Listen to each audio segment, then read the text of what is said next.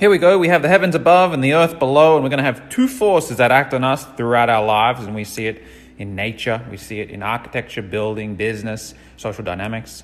We're going to have our radiation force, where we want to reach to the stars, and our gravitation force, which pulls us back down to earth. We say that people down here who are very gravitational are down to earth, and we say people who are really off with the fairies, they're radiating. They're looking to go up and up and up and up and radiate, but they're not grounded.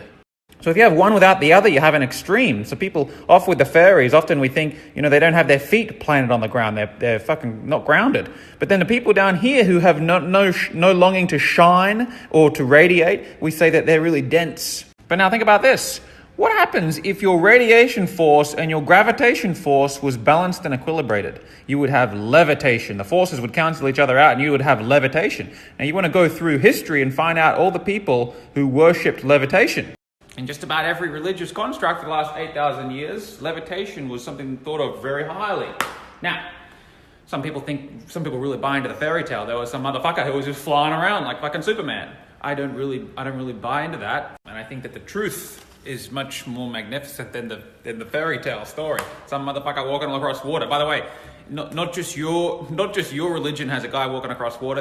That's a common theme, just like many themes throughout religion. You want to study a bunch of religions, and you will realize that they have a lot of common themes and threads and a lot of plagiarized stories that were in religions before your religion existed.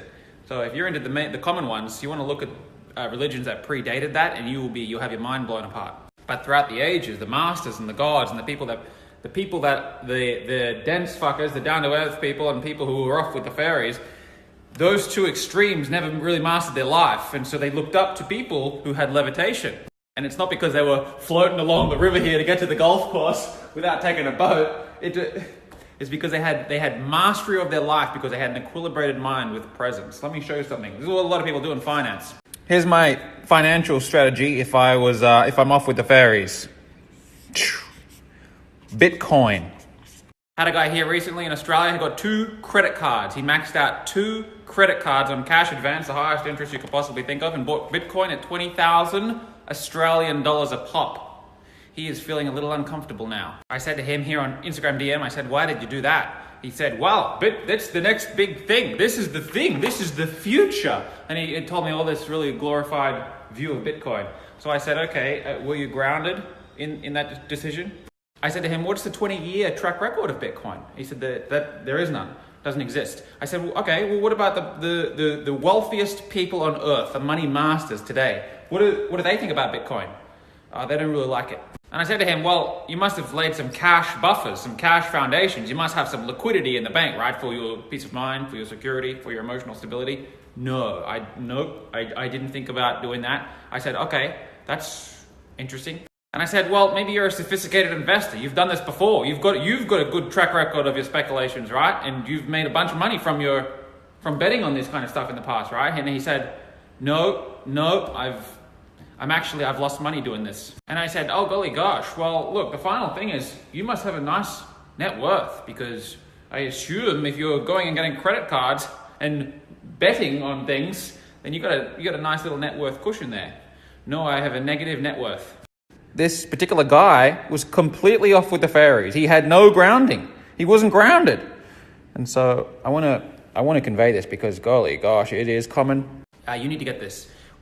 In life, as you rise up, if you want that rise to be sustainable, you have to balance the system by being grounded. When a flower sprouts out of the ground, it's got to have roots that goes down. When a tree rises to the sun, it has to have the big old roots that go down to the ground.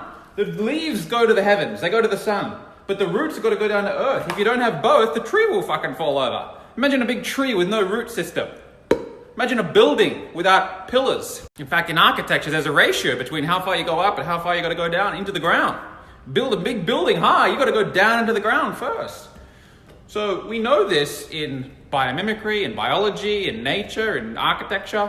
But when it comes to things like our personal finance, we just completely throw that shit out the door. Fuck that. We're infatuated. Oh my God, if only I can get this next unicorn, you know what I mean? And I'm really resentful for where I am. Fuck that, I don't want to ground myself. Let's just go to the stars. But if you're really off with the fairies and you have no grounding and no support, you will come crashing down eventually. And if you're really down to earth and you don't want to radiate and shine, then you'll never get off the ground.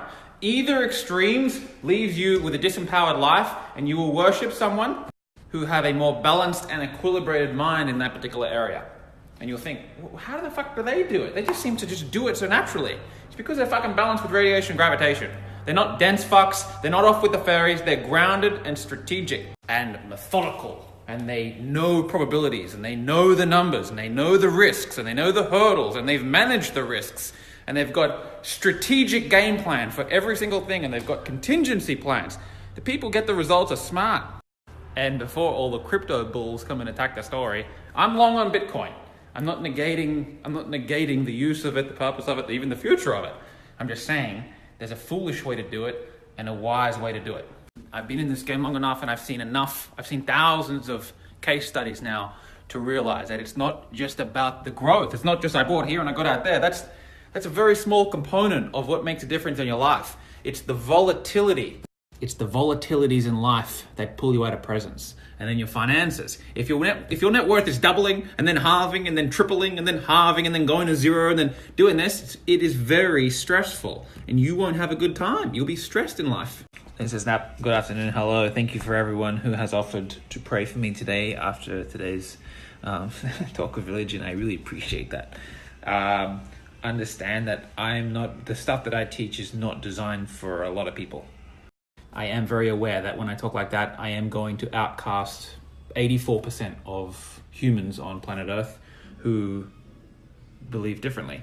But I'm certainly not going to stop sharing what I believe to be my truth because of other people's boxes.